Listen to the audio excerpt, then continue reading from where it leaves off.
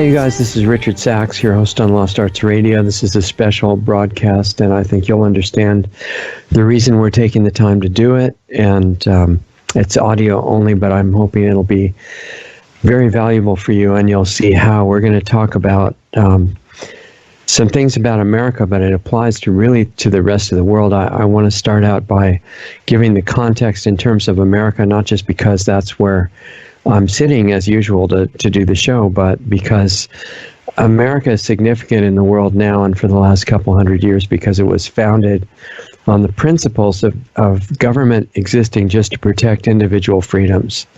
And I know it hasn't lived up to that, and there's still an opportunity. I don't think it's too late, but it was very importantly founded in the Declaration of Independence and the Constitution and Federalist Papers and other places. It was talking about governments being justified and allowed to exist by the people that formed them voluntarily. And what they were for is to protect the country against invasion and to protect the individual rights of the people who lived in the country. And that was about it. And in America, that was written into the founding documents. And government, federal government at least, was given only very specific powers. And there was no confusion about whether that implied other powers. It specifically didn't. And in the 10th Amendment, it talks about the powers not specifically given to the federal government don't belong to it. They belong to the individual states, which were actually individual countries when they decided to form the federal government, and to the individual people that live there. But things have evolved, in a negative way since then in many ways, and one of them is that the government has assumed at this point that it has the right to hurt or kill you for your own good and take away any of the rights that it thinks you shouldn't have. And including it has the right to mislead you and censor information that you're not supposed to hear, and that it decides that you don't. I don't think that's in the enumerated powers of the founding documents, but that's kind of what's happened. And people in the government who are supposed to watch out for things like that are not, for the most part, doing that. So government's withholding vital information, misleading us on purpose, working with industries and corporations to the point where it's almost indistinguishable from them now, and many of its assumed subdivisions are actually for-profit companies when you look into the legal basis of them. So where does this come from? This degeneration that's happened to the country that's supposed to represent freedom and be an example to the rest of the world. And in fact, in the Declaration and the other documents, it says you don't just have these rights in America, you have them because you're a human being. It doesn't matter where you're born or not. You might want to be careful exercising the rights that you have if the government's going to kill you for it, but you do have the rights anywhere where you might be when you're listening to this program. So the problem originates at levels above the visible officials. And you might not even believe where these agendas come from. It took me decades to really dig into that and find out in great detail. Many of the people working in government wouldn't believe who they're working for either. But at this point, the governments are infiltrated with people who are serving these agendas at all the different levels, and they're controlled by not their conscience, but maybe things like blackmail and bribes and their own blind belief in authority figures, including the higher up controllers of government agency and in media and in the authority figures that tell them what to think. So this direction is suicidal for America and the countries that we're supposed to be inspiring. And there's a lot of momentum behind it, but that doesn't mean that it can't be reversed. Even now, I think there's still time, and that the key to reversing it is you becoming conscious of how that's done and of who you are. So let's take an example for today's brief show that we're bringing you in addition to the regular schedule. And I think one of the best examples right now is the technology represented by Wi-Fi and 5G and Internet of Things that the government is so enthusiastic on rolling out everywhere, including the current president, who thinks 5G is great, but 6G would be even better. And the Internet of Things is all these jobs, which is true. And I think his motives are good, but he doesn't understand what's behind it. So it's really up to us. And if you want more background on that, you can listen to Barry Trower and Mark Steele and many other people who've been on our show explaining what's wrong with that technology and why it needs to be replaced by things that are human-friendly. And Mark Steele in particular talks about, from his technical experience, how it's weaponized based on harmful frequencies, and very well documented at this point. One of the people we had on in the past was Susan Clarke, and that was because she's been teaching people about these things for a long time, and specifically has had recently a lot of success in actually getting these things reversed at the local and state level, I guess in particular. Even though the local and state officials say there's no way out, you have to submit. The law, in particular the Telecommunications Act, says that you have to submit to your own destruction, and even complaining about it is not legitimate. So we needed Susan's expertise to come and help us, and rather than my going quickly through her background, I want her to tell us why she knows about these things, what her background is, how she's become educated. And then we want to use the rest of this broadcast after her introduction to give you specific tools at the local level, at least in America, maybe to some degree in other places too. So this is going to become a very important, useful broadcast to pay close attention to, listen to as many times as you need to, and then use it where you live. And we'll all do that. So welcome, Susan. Sorry to take so much time, but I wanted to kind of set up the context of what we're doing. Absolutely. Thank you so much. And you're absolutely right on target, and I agree with everything you've said and wholeheartedly support your background there. My background is, in part, that I spent 10 years studying at the Harvard School of Public Health Postmasters. I was a research assistant there. I was digging out studies from the Countway Medical School Library at Harvard, and so went back as far as the 1880s to actually look at radiofrequency microwave radiation studies. So my background was in the science, but then as I came forward, I did take some legal courses as well, law courses, and because I realized that the crux of the matter is that we need to know a combination of science and law, also technical matters, that will enable us to stop these wireless infrastructures. So to get right down to it, as you say, people have been misled to believe that they're not allowed to protect their own bodies, they're not allowed to protect the people around them, and there's nothing further from the truth. In fact, even looking at the Telecommunications Act, which everyone says involves massive preemptions, well, there's a preemption clause, but it's grossly misrepresented. We can actually use the Telecommunications Act preemption clause to our benefit. Few people realize that. Some people point to the Supreme Court Dober rule, the AUBERT, as something that was disadvantageous to the people and advantageous to industry. Well, in some ways that's true, but we can also turn it around and use it to advantage. Furthermore, these new decisions that have just come from rulings in the D.C. Circuit Court of Appeals are absolutely phenomenal. Yes, we do have the capacity not only to protect our own bodies and the bodies of those who are, in our protection, those in our family, people who we love, but also our environment, animals, plants. We have those capacities, not only the right, but the responsibility. And no, governments don't have rights, they have authorities, but those authorities come from where? And how can one government take away another government's authorities without that government saying, wait a minute, you can't take away my authorities? So I think you wanted to look first at the Telecommunications Act and how it's wildly misrepresented and how we can use it to our benefit. Is that correct? Yeah. That is correct. And I actually went into the city council meeting, it was a while back, that they were having in the town where I live. And I talked to them before and during the meeting and made a presentation during it. And their whole point was, Those are very nice ideas, but it's very clear that the law is we can't do anything, and we can maybe decide to have the towers, so this was way before 5G, but we can decide to have the towers situated on places where they'll pay us a few dollars a month rent, and that's really all we have left to do. So this meeting is just going to be about how do we collect the rent for all the towers they're going to put up. And you can say whatever you want because you live here, but basically they didn't listen to anything and they just texted on the cell phones. Okay, so they just misrepresented the law entirely.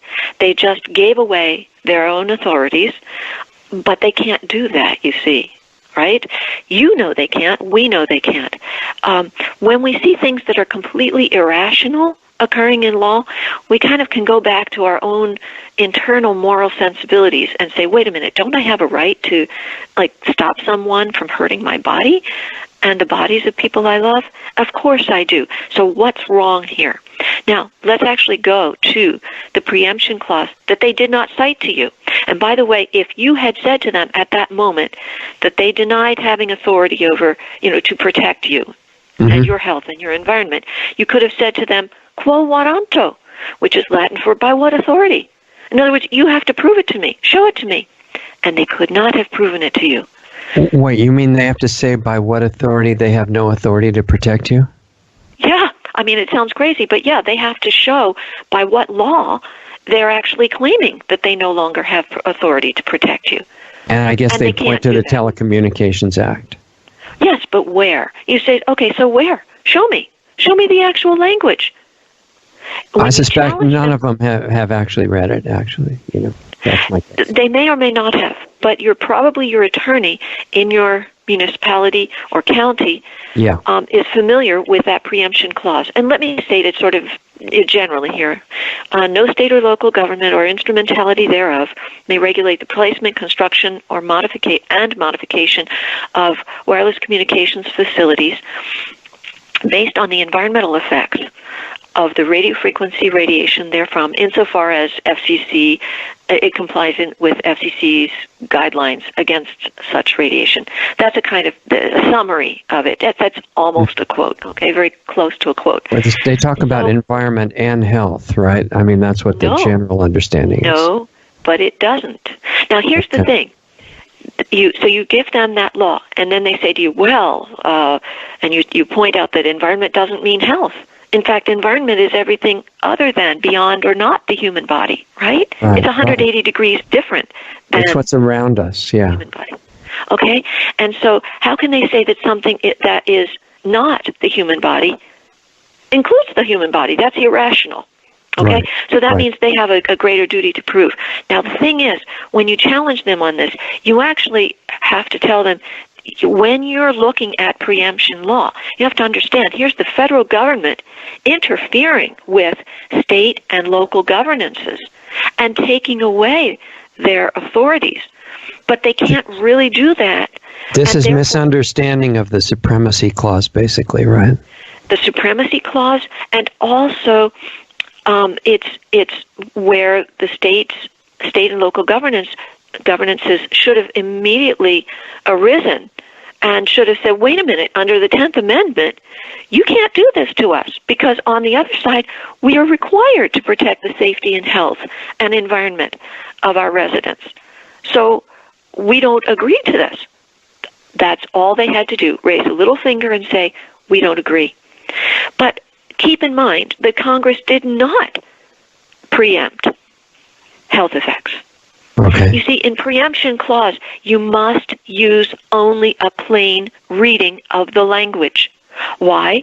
Because in preemption law, there are considered to be fields of preemption. In other words, this thing is preempted, that thing is preempted. So what actually is preempted? 3 things: placement, construction, and modification of wireless communications facilities solely on the basis of the environmental effects. That's all that Congress preempted. So what did Congress not preempt? Congress didn't preempt the health effects of the radiation.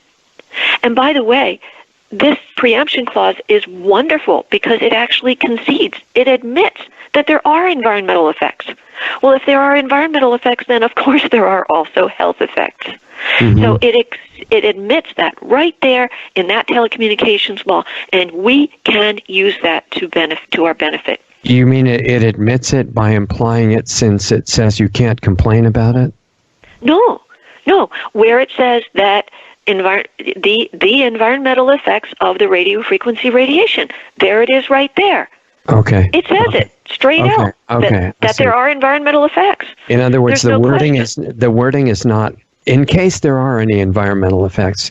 The wording is the environmental effects, assuming that they're there. The environmental effects, straight ahead, absolutely.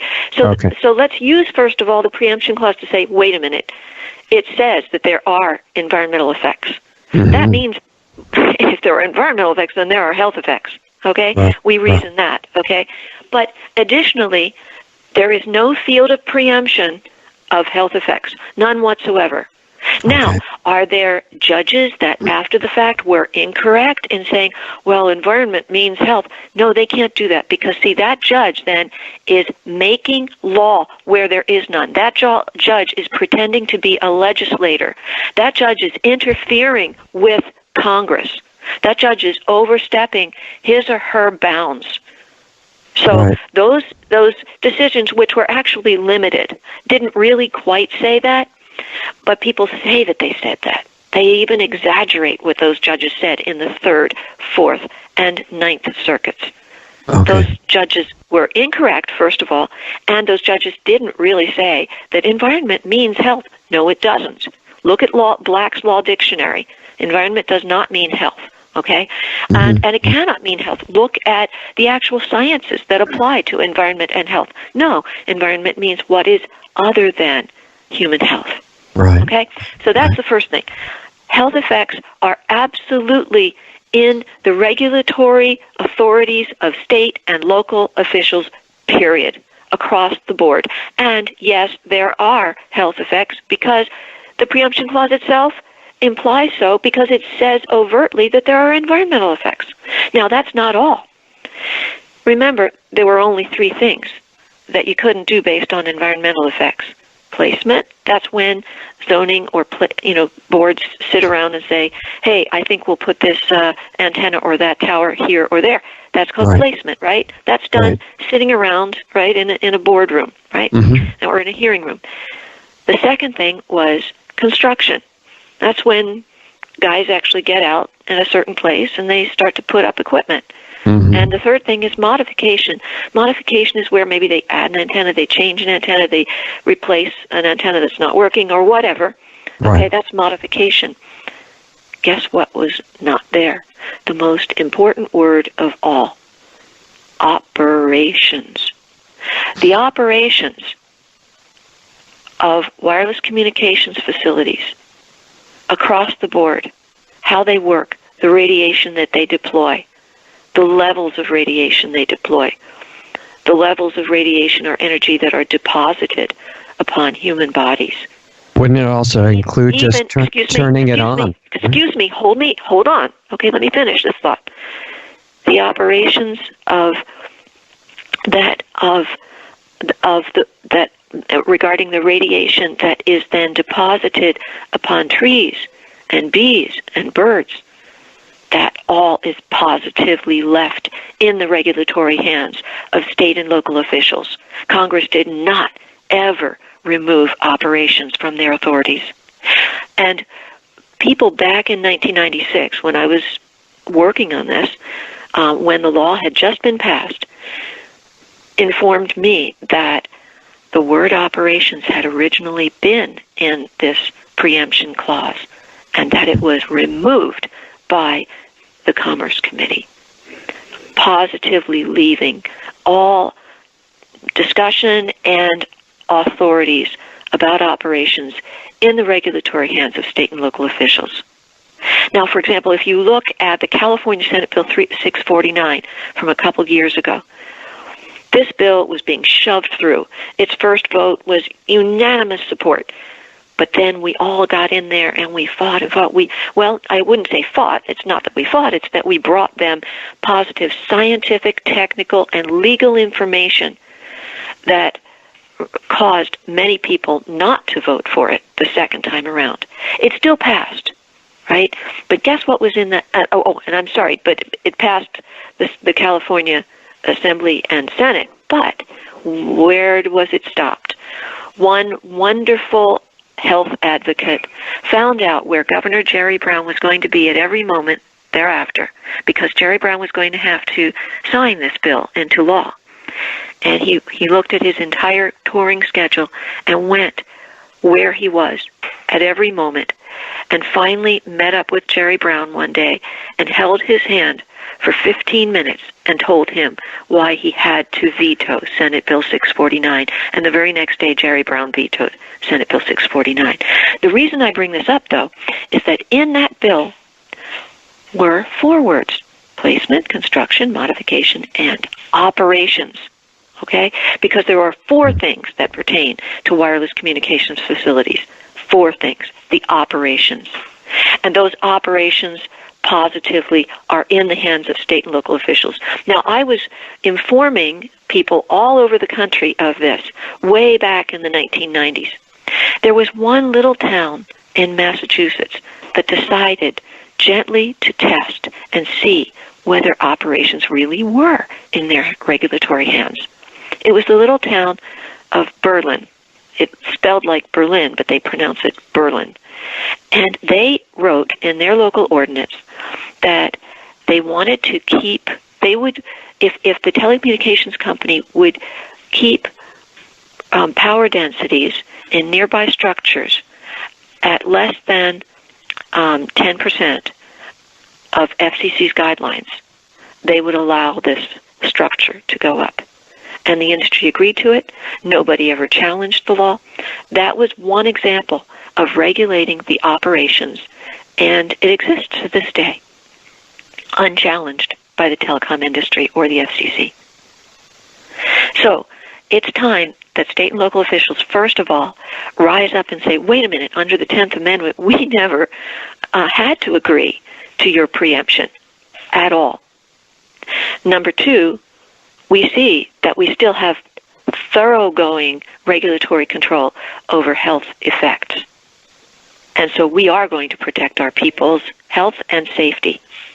And by the way, let's remember that the Telecommunications Act itself is is an amendment of the original Communications Act of 1934. And guess what? At the very beginning of the Communications Act, the congressional purpose, the congressional intent is stated, and it is, quote, to protect safety and property, unquote. There it is, okay? And the amendment cannot change the very intent of the law. So, therefore, safety is absolutely in the regulatory control, and so is health of state and local officials. And they need to rise up into their regulatory authorities with pride and say, we're going to do this, just like that little tiny town in Massachusetts did. And we're going to rise up in our full authorities because, why? Authorities are obligations. It's not merely a choice of, well, we don't feel like fulfilling our authorities today. No, you've got to fulfill your authorities. If you're in a position of public responsibility as a public official. So that's where I inform people that, no, you've got to protect health and safety. Now, let me talk a little bit about the Ninth Circuit case, because it was fascinating. In that decision, which I believe was from 2004 in San Diego, it was considered that, quote-unquote, health concerns are preempted. Huh? How could they be preempted? It explained why. It is considered that health concerns are preempted because they are irrational. How interesting. Concerns are irrational, but health effects are real. That's why when people get up in front of their town or state boards, and by the way, yes, I have helped stop 5G in total states, and we have done that. Okay, it's not just municipalities, it's not just counties, it's states as well. And I have stopped infrastructures all over the country and beyond this country at all levels. Okay, so good. Anyway, when we come back to this, people are mind-controlled, literally mind-programmed to express concerns. This didn't arise from within your own mind that you wanted to express your concerns. You were told that this is what you had to do. This is told that what you were supposed to do. This was told that what was nice to do to your public officials, not realizing that concerns, worries, fears, alarms, and so on are all considered irrational, and therefore, number one, do not count under the law. They don't matter. They're immaterial. They vanish into the ether, or they're thrown into the trash, or they're dismissed instantly the moment you use that word concern. At any point in your testimony, even if you simultaneously cite scientific facts and technical facts and legal facts, doesn't matter. If you use that word concern at any point, they're going to use it against you in order to throw out your entire testimony so that they don't have to abide by whatever you tell them they must do. I've said this over and over and over in hundreds of municipalities and counties and states, and it seems that people are so programmed, mind-controlled, to use this word, concern, that even when they know why and they know the Ninth Circuit ruling, they persist in using it and destroying their own efforts. If you look on, almost every website that's out there about 5G, you'll see that word concern. You'll see people misleading others to use that word. It's such a shame, really. So what I tell everybody is the first thing, and I learned even by the late 1990s, the first thing that I trained communities to do is you're never going to utter this word. Of course, you have a First Amendment right to say anything you want, but if you do say this, you're admitting that it's a mere irrational basis on which you oppose this infrastructure or many infrastructures. Mm-hmm. You're conceding that you are coming to the public officials as an irrational person. And see, it gets a little bit worse because in some municipalities, I've seen that this has actually been used so as to call people overtly mentally ill and paranoid. And by means of that, take away their very standing before their public officials. In other words, when your standing is removed, this comes from the Latin stare, right? Or you consider the Spanish, perhaps, estar, right? To estar is to stand, is to be at some place. And if you lose estar, if you lose your standing, you do not exist under the law. As if you were a mentally ill, incompetent person, as if you were merely a young child. So this is why it's essential that people learn this very crazy but basic principle. You must come with your full human being that you are, with your full intelligence, with all of the knowledge and expertise that you have gained in your lifetime so far. You must not concede that you are merely a young child or a mentally incompetent person. Furthermore, because that Ninth Circuit decision actually said it is considered that health concerns are preempted because they are irrational, you don't speak about health concerns. Speak instead about actual health effects that show up in the science, that show up in daily life, in many people in your community and in yourself. Talk about actual health and other biological effects. And then substantiate them with science. Give people this scientific study, and this one. Now, what will public officials say then, well, we're not experts and we don't have any capacity to evaluate these studies or even read them and understand them, and so therefore, we can't really consider them. No, they're wrong. At that point, what you do is tell them that these peer-reviewed studies, and it's best if you do provide them peer-reviewed studies, are Supreme Court admissible under the Daubert rule, D-A-U-B-E-R-T.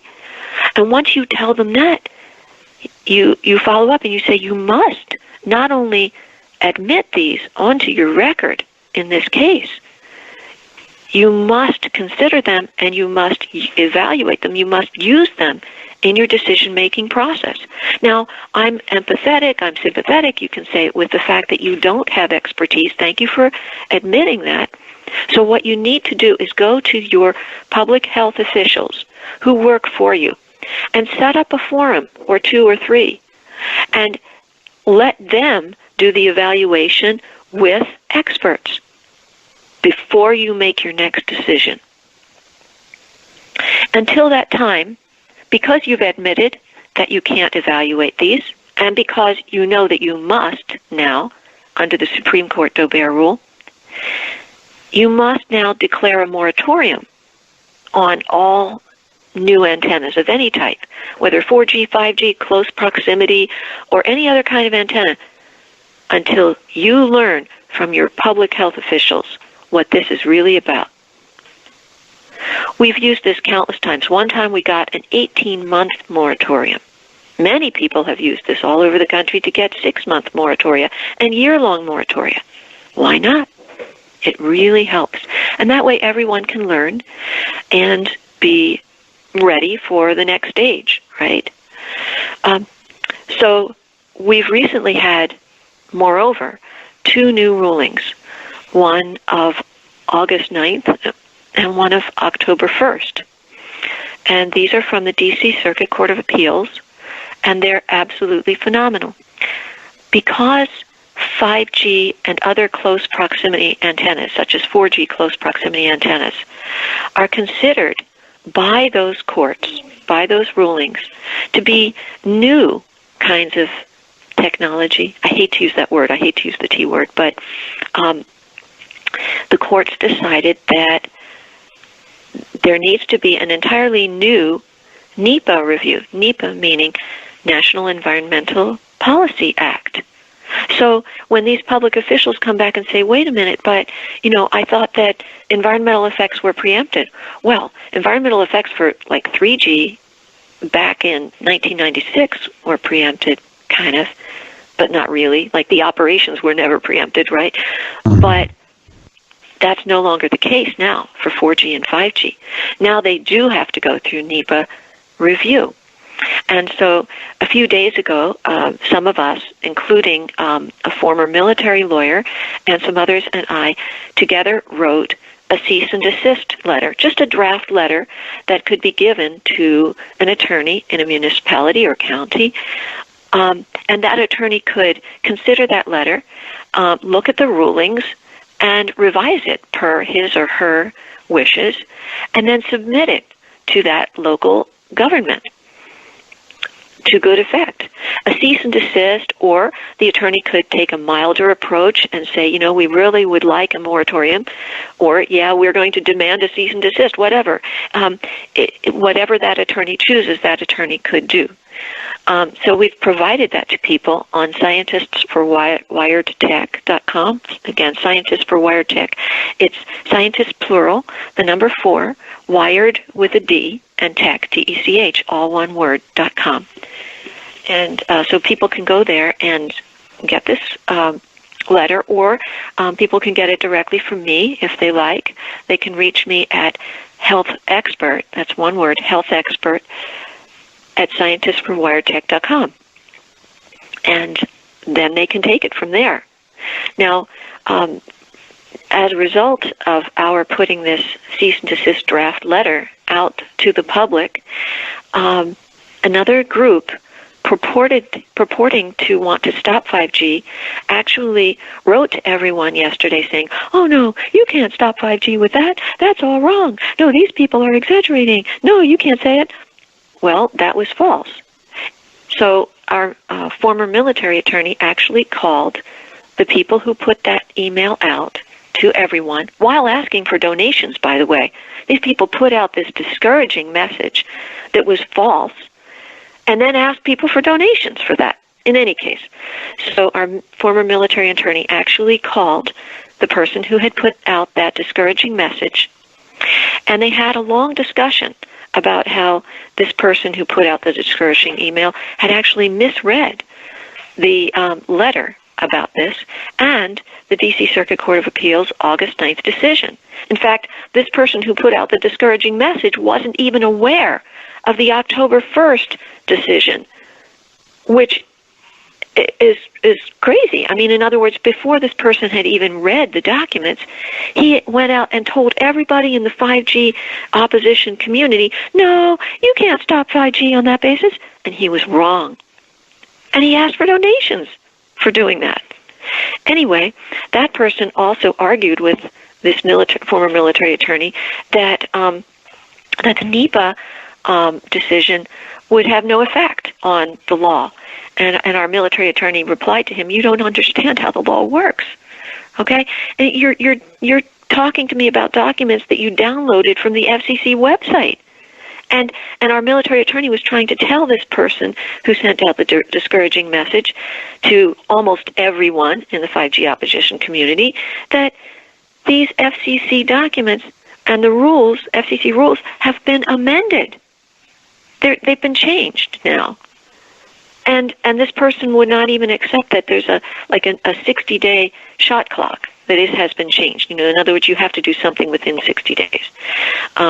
So I just want to encourage people. You can use this. You can either take the strong approach and do a cease and desist, or you can demand a moratorium, or you can still take the soft approach and ask and beg and see what they do.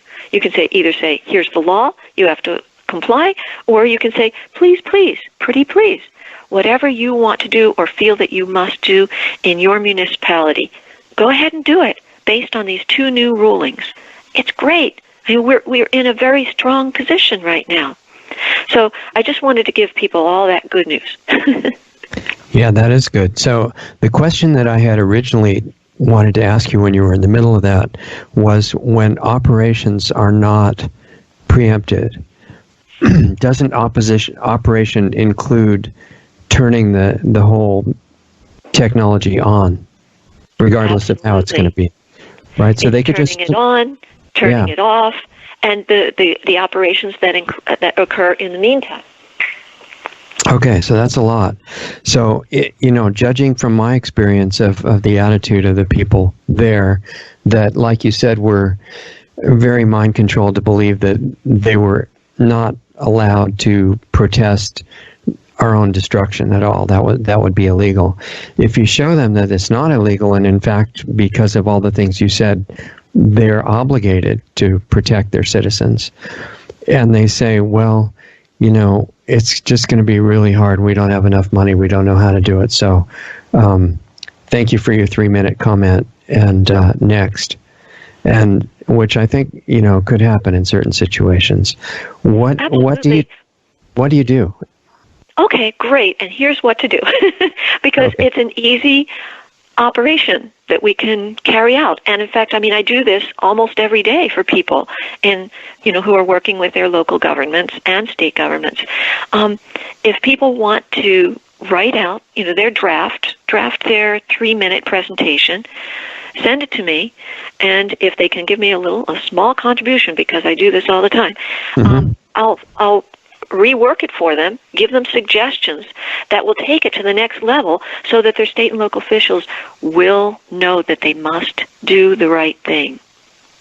So, for example, just in Montgomery County, Maryland, a few nights ago, we had, this was very important. This is a county that's right next, very near to D.C., right?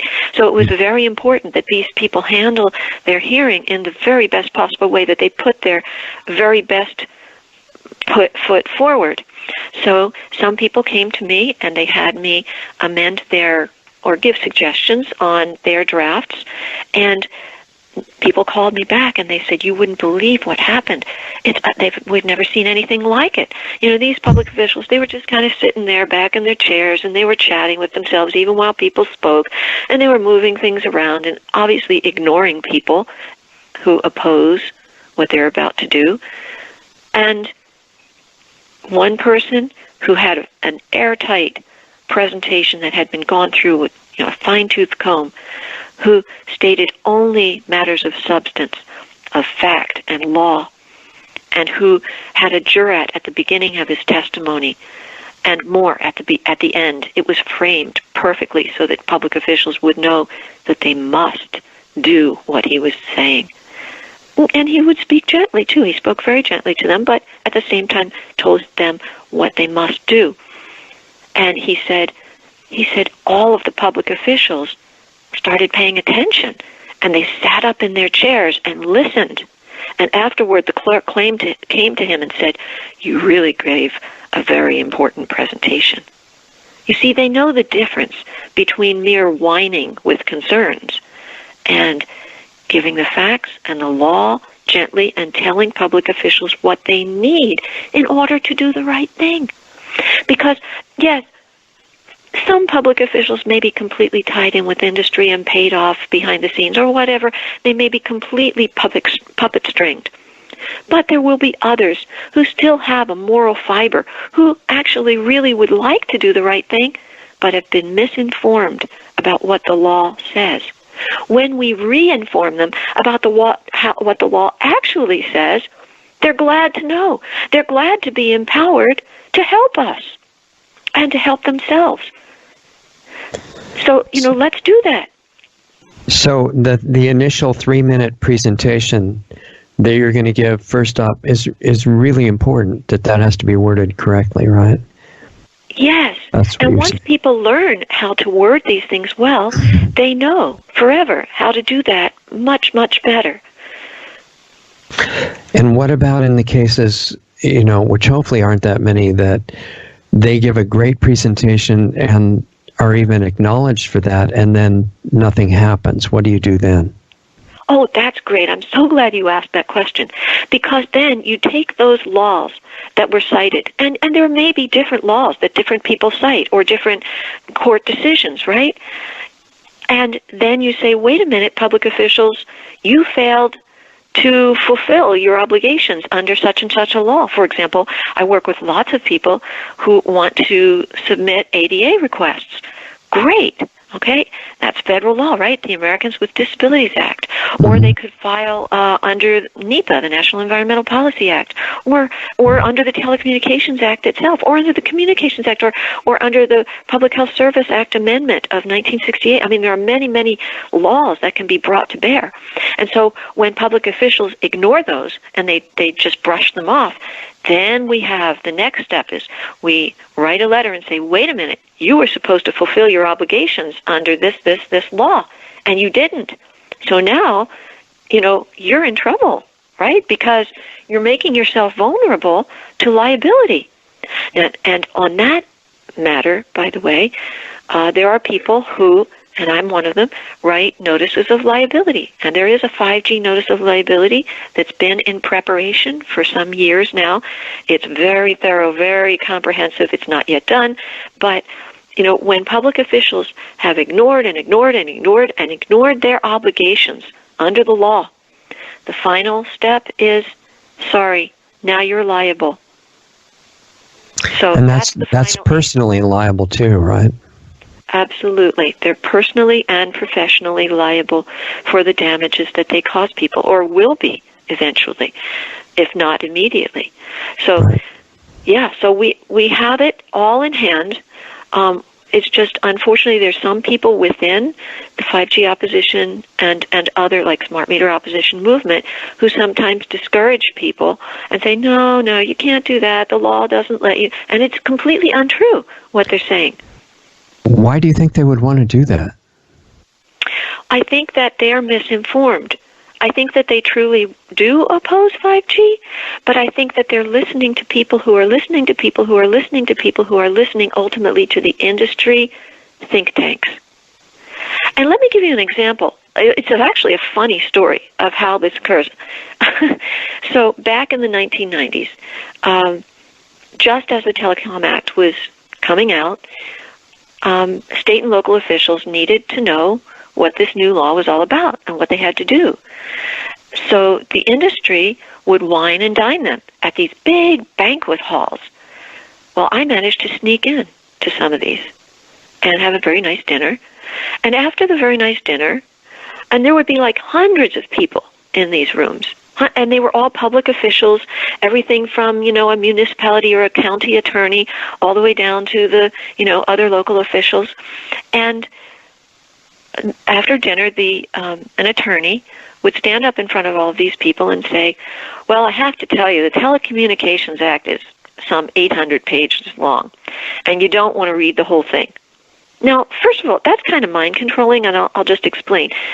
Because, of course, every public official is going to think, 800 pages, can't handle it. No, I don't want to know about it. Okay? And then the very next thing that the industry lawyer says is, so, let me help you. I'll tell you what you need to know. Great. It's a huge relief to them immediately, right? Like, no, I don't want my eyes to ever touch the pages. I don't want to ever look at it. It's too long. That's the first thing that's implanted in them, that feeling. I don't want to ever look at this thing. And the second thing is, yes, please, industry attorney, just tell me in a nutshell what it's all about. Tell me what I need.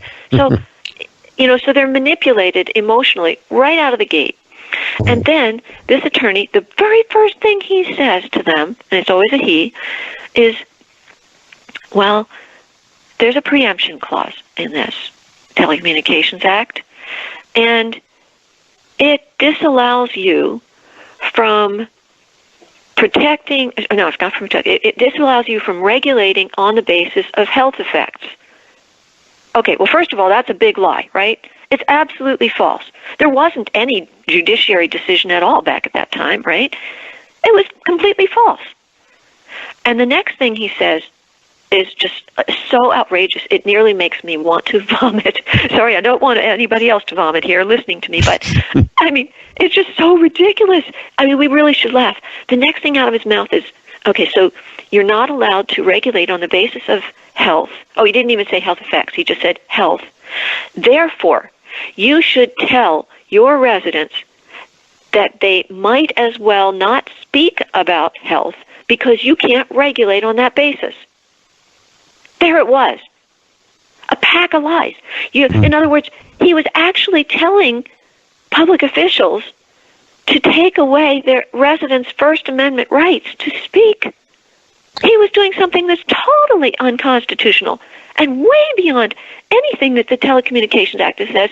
It was completely false and outrageous and way outside the law. How do we say outside the law in Latin? Because it's important to know this.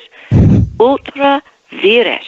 V-I-R-E-S. It's almost like virus, but it's, in fact, sometimes lawyers pronounce it virus, okay? Ultra virus or ultra virus. It means you are outside the law. You are an outlaw. And that's what that industry attorney was at that moment.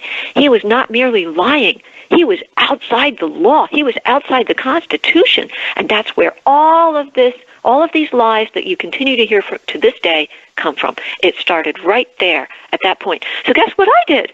Here's the good news, right? So people started raising their hands to ask questions. So, of course, my hand is raised, and I get called on. And I said, I'd like to quote that portion of the law to you. It says, no state or local government or instrumentality of may place, blah, blah, blah, blah, blah. Mm-hmm. And I said, so you see that the word health doesn't appear anywhere in there. And health is not preempted. Health effects are not preempted. Nothing about health is preempted whatsoever.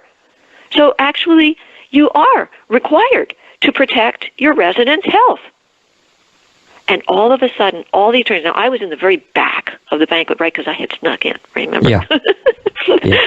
Okay, so hundreds of public officials suddenly turn in their chairs toward me, and they start asking me questions, because now they know that they've been lied to out of the gate. Right, the very first thing out of this industry lawyer's mouth was a lie. And that's how And those meetings were in Massachusetts, by the way. So that's how in Massachusetts we had much, much more success, for example, than occurred on the West Coast. In California, people just went all along with whatever Silicon Valley wanted them to go along with, because they all had their investments and they wanted to make money off of this. And it was hard to get through to people. People would just keep saying, no, not allowed to regulate on that basis. And I'd show them the law, and they couldn't see it with their eyes. Their eyes were shut as to what was right in front of their faces, because they had heard it from so many people.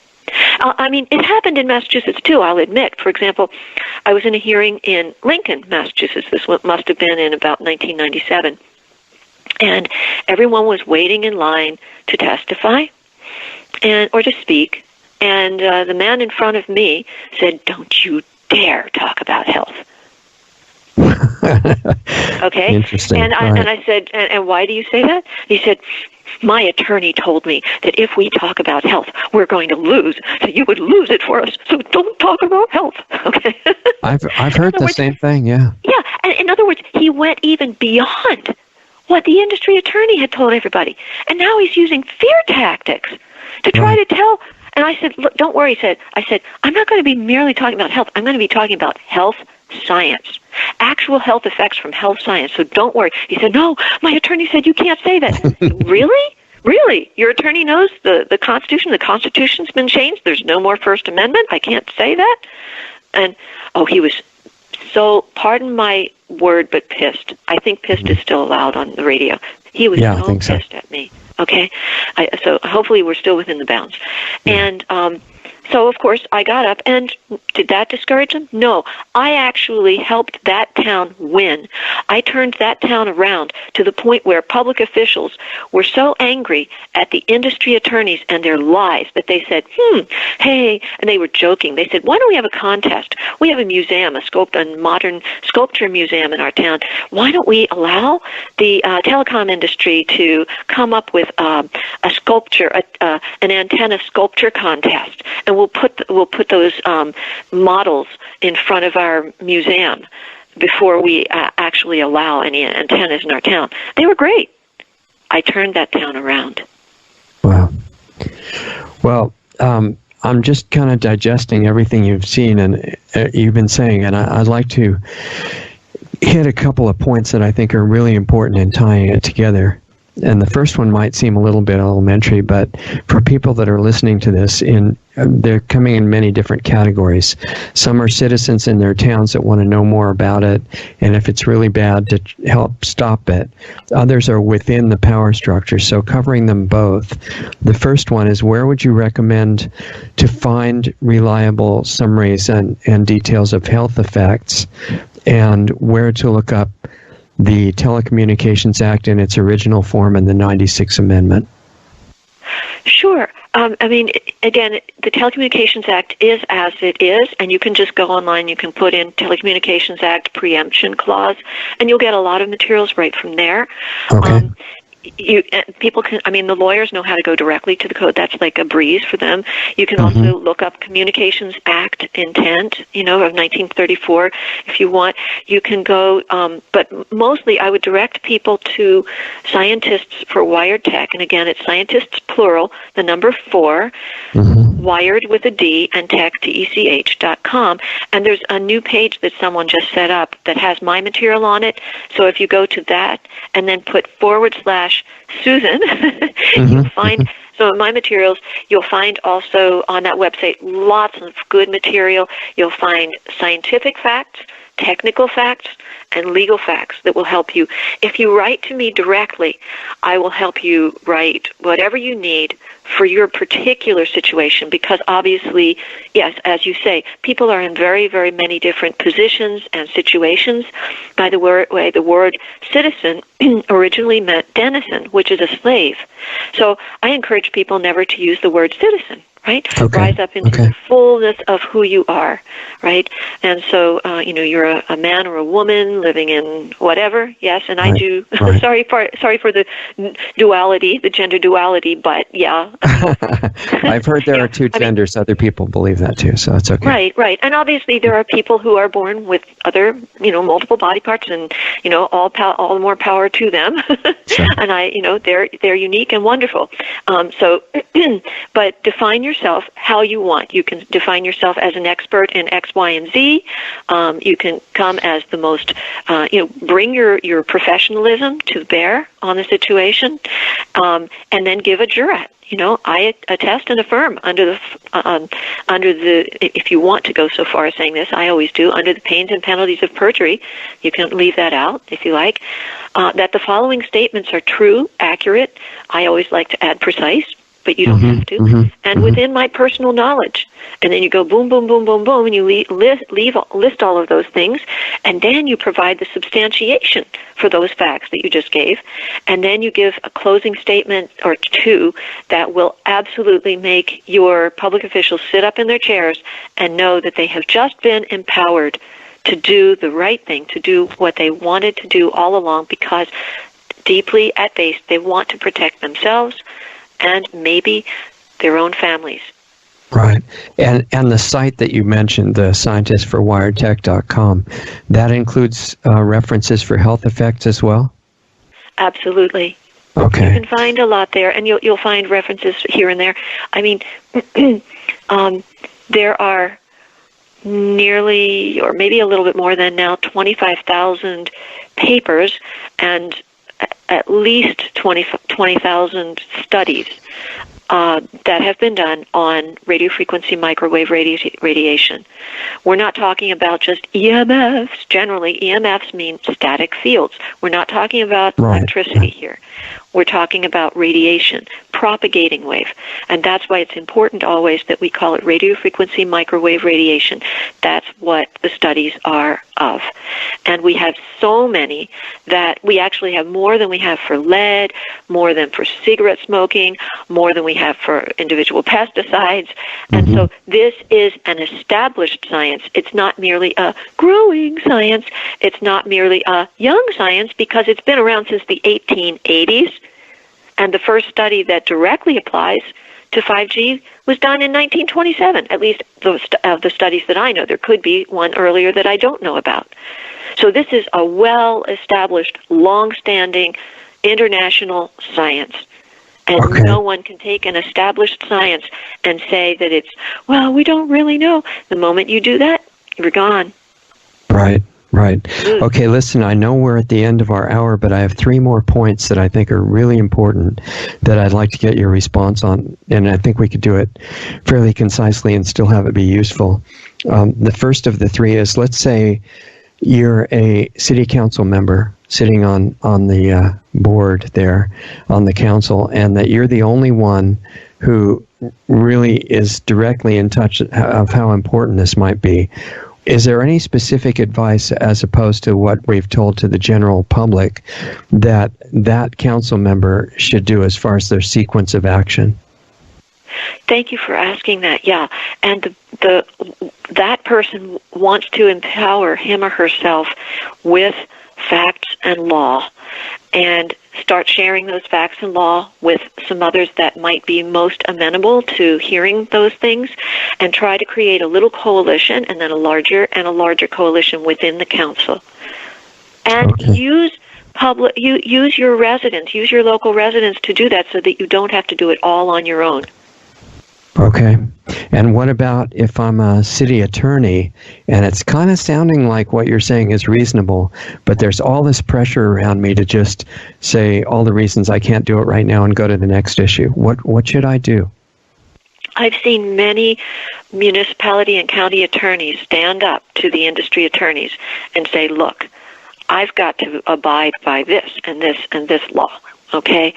So if you want to communicate with the industry lawyer because you want to find out what the liability might be, you want to find out, am I going to be sued if I do this? Because that's the role of municipality and county attorneys, right? It's like, who's going to sue us and who's going to win. They're always thinking that, right? Exactly. So you say, okay, yeah. So say, okay, industry attorney, tell me, what would you do? How would you respond to this? Because I have this in my hand right now, and I don't know what to do. So tell me, and then you'll know who has the better argument. Not only that, you can see, am I likely to be sued on this matter, or am I not? In other words, not just I, but is my city or county likely to be sued? Because we don't really want to go through a lawsuit because it's very expensive, right? So, which side is going to win here? We need to know the truth about what the law says. Yes, a lot of them are definitely worried about being sued. They're worried about it taking years and years and years and ending up getting nowhere and bankrupting the city, and all these ideas they've gotten from the industry that it's useless to pursue it. And let's remember, those are fear tactics by and large, right? So, and let's brush off some of the fear tactics, and we need to stick with fact, not fear. Fact, not fear. And every resident should always say fact, not fear.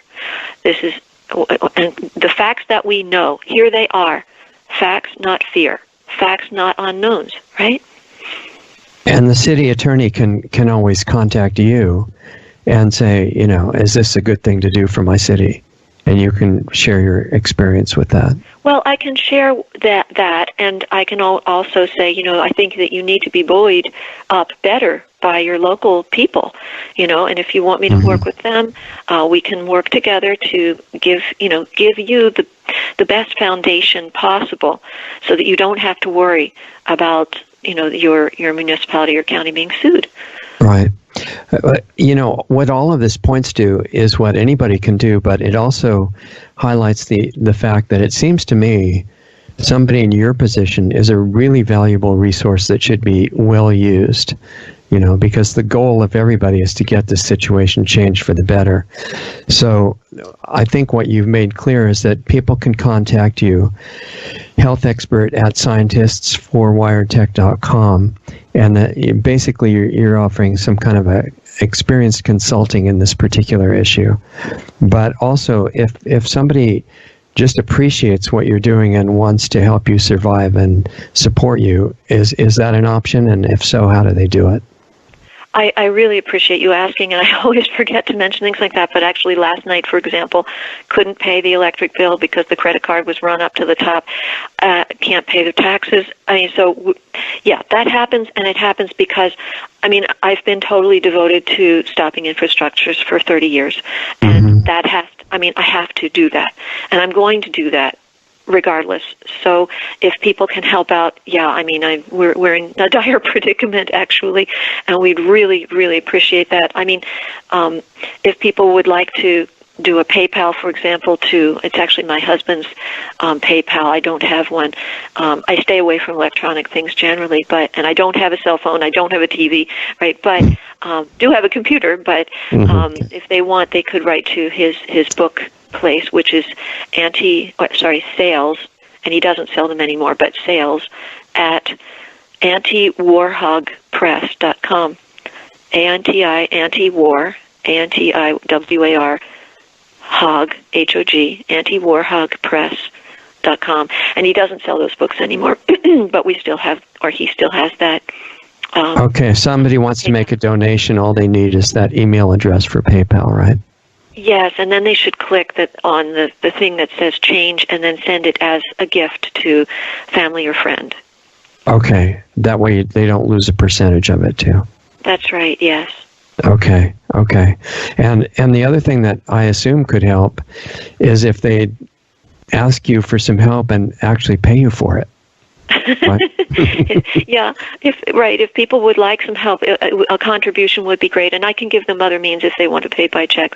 Sometimes people don't like to do things, I agree, electronically, so that's totally fine too, and we can speak about that directly. So if people write to me and give me their phone number, I can call them and we can work something out so that we can get some great help right from the start, and not just from me, because there are many people who are working together to help community residents to rise up and put their best foot forward so that they will have their greatest chance of success. Right. So you can be like a network focus point to head people in the right direction and to help the ones that are appropriate to help.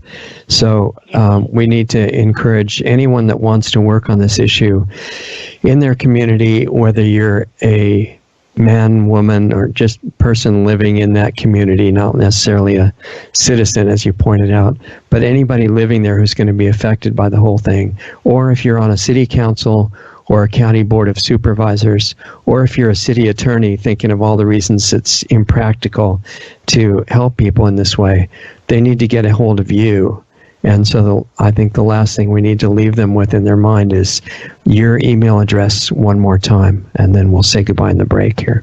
Okay, and thank you so much, Richard. You were wonderful. Health expert at scientistsforwiredtech.com. Okay, and that's Susan Clarke with Clarke, is that right? It doesn't matter, but yes. Okay. Thank you, Richard. Okay, sounds great. Hold on, and we'll say goodbye here. Okay, everybody, that was Susan Clarke. That went pretty much exactly like I hope it would, and it was the purpose, was to give us a set of tools that are clear and sequential and really not vague at all, with a lot of specifics where needed. So whether you're a person living in a community that is considering putting in 5G, or they've maybe already started, and you have some awareness that it's going to be cataclysmic for health of not just humans but other life forms as well. If you do the study, you'll find out that it has effects on all kinds of other life forms besides human beings. It's not a good plan, if you are one of those human beings who doesn't want to have the effects. So whether you're just a person who lives in an area like that, or if you're listening to this and you're on a city council or a county board of supervisors or in a state government, anywhere like that, if you're a city attorney, there are things that you need to do to help the people in your community and yourself and your own family avoid this stuff. And the idea of what we've been taught to do, really, it's not your fault, but ignore these things and just assume that everything's too hard, that you can't break the status quo protocols and things like that because it'll just cost too much money and take too much time. That's not true. And now that you're hopefully aware of it, or beginning to be aware of it, or at least consider that it may be true, it really gives you a responsibility, even if you're right in the middle of the power structure, even if you're a person in the industry, in telecommunications, and like former FCC Chairman Wheeler was saying, there's just so much economic activity that is going to happen, and what he meant is profit for the industry. And he was right that there are billions of dollars at least at stake, and it's just immoral to go against anything that could make billions of dollars, right? Except that's not true. And money should not be our ultimate religion, because following it that way without ethics has bad results, not just for the other people, but for you, because there's a deep law of nature that I'll mention here, and it has nothing to do with any beliefs or religions or philosophies or anything like that. It's built into how things work, and we haven't been taught this for obvious reasons, but the law says whatever we do intentionally to or for anybody else always comes back to us multiplied. And it's a time gap between cause and effect that makes people not see this right away, but it's really true. And I've been through it so many times in my own mistakes in life, and other people are experiencing the same thing, but it takes a while to become conscious of it. So the thing is, if you're working within the industry and you become aware that you're doing something harmful to your customers and the general public, you have a responsibility to correct your actions and do whatever good you can from within your position of power. Really important, not just for the other people. It's important for you and your own family and the health of your future to do what you discover is the right thing to do. I'm not just saying this. This is something that affects absolutely all of us. So if you're in that position, you're in a telecom company or anything like that, consider it seriously, even if you don't say anything to anybody, because you have to decide, how can you correct your own course and start helping humanity? Because that's our job during the brief time that we're in the physical world, regardless of beliefs, religions, or anything else like that. If you're on a city council, same type of thing. If you're on a county board of supervisors, if you're working in a state government, if you're working in a health department, you've got credentials and people believe what you tell them. Now that you start thinking, oh, this, what Susan's been talking about might have some validity to it after the decades that she's put into it, it puts a responsibility on you to really learn about it, not just the acceptable references, but the real references, the ones that are daring enough and not industry controlled so that they'll tell the truth, and then to act on that. And if you're a citizen not a citizen, Susan pointed out the legal reason not to use that term. If you're a person living in a community and you care about the health of you and yourself, your own family, and the other people around you that are, in truth, if we get rid of this stupid idea that we have to fight all the time, they're really like your extended family. And if you care about that, then listen to this recorded discussion with Susan as often as you need to really let it sink in and then form a strategy. And what we ended up with is realizing that she's an incredibly valuable person to consult with. And I highly recommend doing that to fine-tune your presentation to your city council or whoever else you're talking to, and pay her something for the consulting. You know, I'm sure she'd do it for free if you are struggling and have no money. But if you have a little bit of money, make an offer, pay her something. I'm not getting a commission on getting her business. I'm telling you because it's obvious that that's what you need to do, so that people who are super valuable for the community and the world, really, that they're serving, that they're not struggling to pay their phone bill or their utility bill or to buy food or things like that. Let's give as much money as possible to the people doing this great work so that they can do more. Susan's one of those, and she can be reached at healthexpert, HEALTHEXPERT, at scientists, plural, for Wired Tech, not technology, but tech, TECH.com, SCIENTISTS, the number 4, wiredtech.com, and it's Health Expert at that website. And let's get her a bunch of paid consulting so that she can be doing her work without struggling to survive. I think that's the main message, and that what we've been being told about, that you're not allowed to look into the health effects or use them as the basis to stop the development of and deployment of 5G based on the health damage, not concerns, but effects and damage. What we've been told about that being illegal is false. Listen, if you're a city attorney or somebody who believes you can't do anything, it was never true. And Susan is a person who knows the details of why and how, what you can do, that it's not impractical and impossible to prevent it from coming into your community. That was false. That was never true. It's been demonstrated. Get a hold of Susan, Health Expert at scientistsforwiredtech.com. Pay her for her help, whatever is reasonable in your case, and let's start turning it around and making it impractical for 5G to come into any community worldwide. I should have asked her more about what can be done in other countries that are not subject to the Telecom Act in the U.S. and things like that. But you can email her if you're in another country. Just send her an email asking what is the best strategy in your country and see if she knows the same email address. That's what I would do immediately if you're in any country, in any other continent or the same continent, anywhere in the world.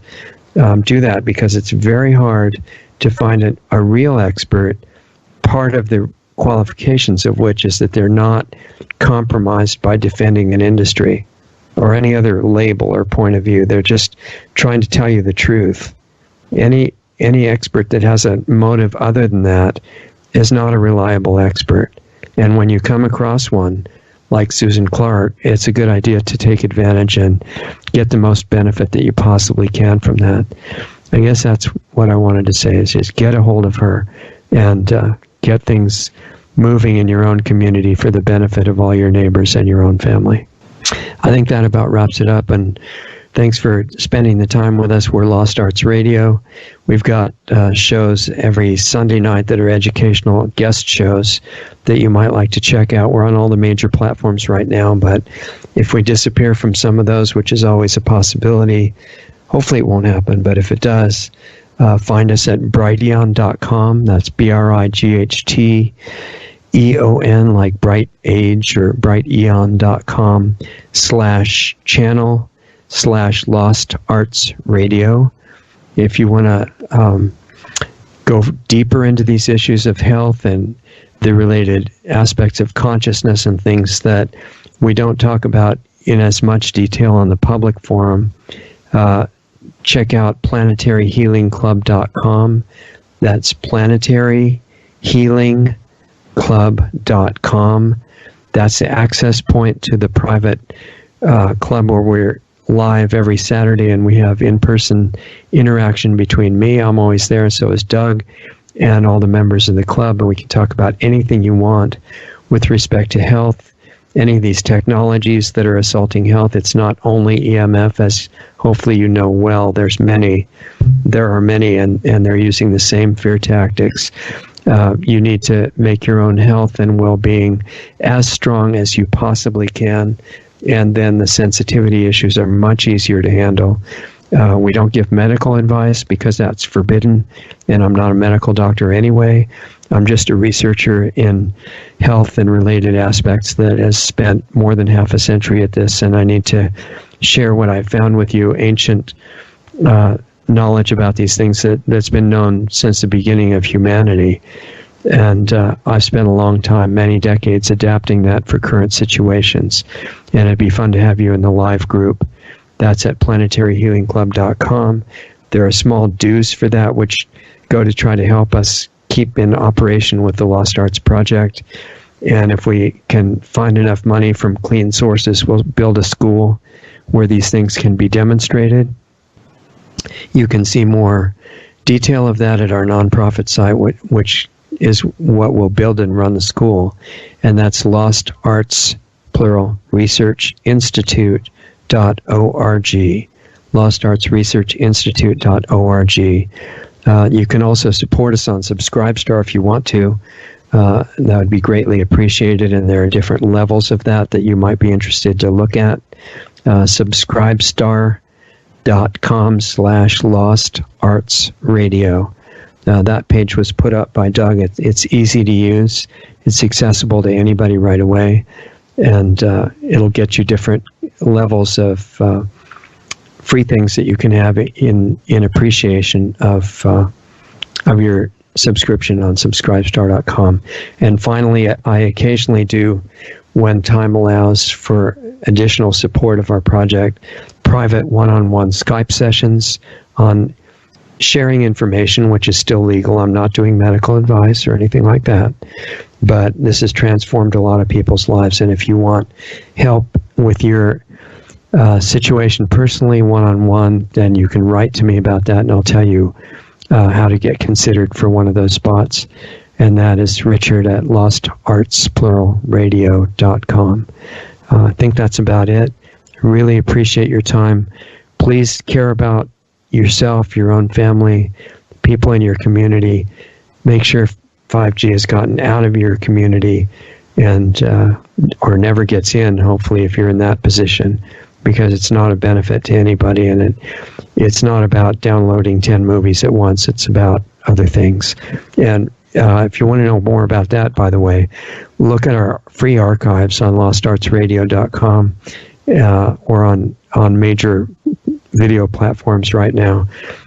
Mark Steele, Barry Trower, Susan Clarke, and Katie Singer, and a lot of other people have talked about the details of what not just 5G, but wireless radiation in general does to your body.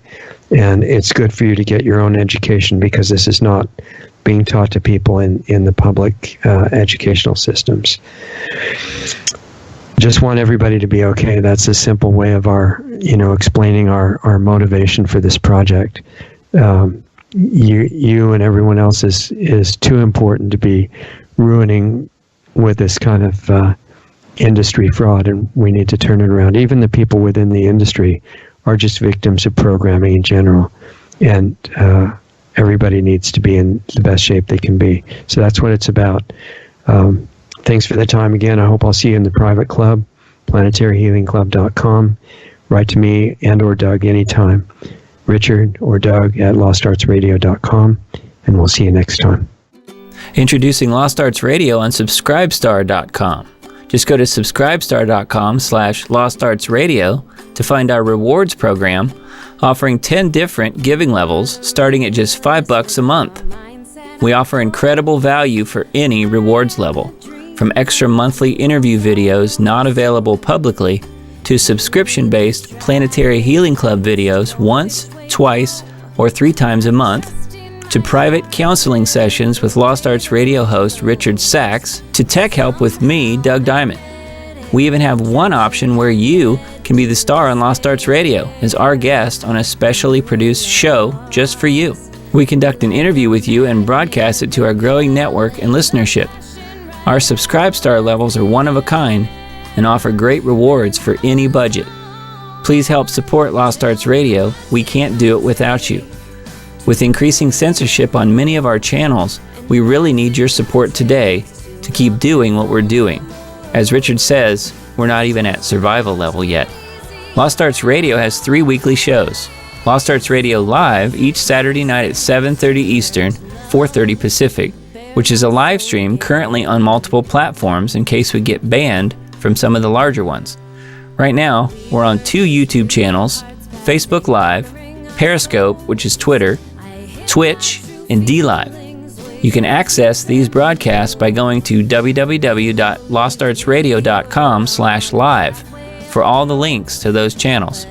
The Planetary Healing Club meets right after Lost Arts Radio Live at 9 p.m. Eastern, 6 p.m. Pacific on Saturday nights. And our Sunday show with guests airs at 9 p.m. Eastern, 6 p.m. Pacific on Sunday nights on our Blog Talk Radio channel, our YouTube channels, Facebook pages, and on Brighteon. Be sure to sign up for our free email list just in case we do get banned on big tech's platforms. It's just a matter of time, really. They don't like the stuff we talk about, and they do not want the truth out there. In fact, they have already attacked us numerous times. Join our free email list so we can let you know where we are and how to access our shows. The sign-up button is right on the top right on most pages of our website. The best starting point for all things Lost Arts Radio is our main site, lostartsradio.com, where you can find the hottest news selection videos that we curate just for you. Those are on the homepage and added to daily, as well as articles and breaking news about information you really need to know. Our show archives, the 10 most recent shows, are right on our homepage, as well as our Blog Talk Radio page at blogtalkradio.com/lostartsradio, or just click the All Things Radio Show tab right on our website. We're in the podcast directory on iTunes, and all of our shows except the banned ones are on our YouTube channels at Lost Arts Radio and at Diamond Disc. Our Brighteon page is really taking off, and we often have editors' picks videos right on their homepage. Visit brighteon.com/channel/LostArtsRadio. On our site, you can also access our free listener forum as well as sign up for the Planetary Healing Club, which is just $25 a month, where you get private access to a one-on-one interaction with host Richard Sachs and myself and the other club members who participate live. More info can be found at planetaryhealingclub.com. We're providing solutions in there to make the world a better place. Come join us. Stay tuned because up next, you'll get to hear a really great song by an independent artist that we're doing our best to support. Go to lostartsradio.com/music for the full list of all the great songs and bands that we spin on our audio-only podcast shows. If you're in a band and want to submit a song for consideration for airplay on Lost Arts Radio, visit my website at diamonddiscaudio.com for more information about the music placement, mastering, and mixing work that I do.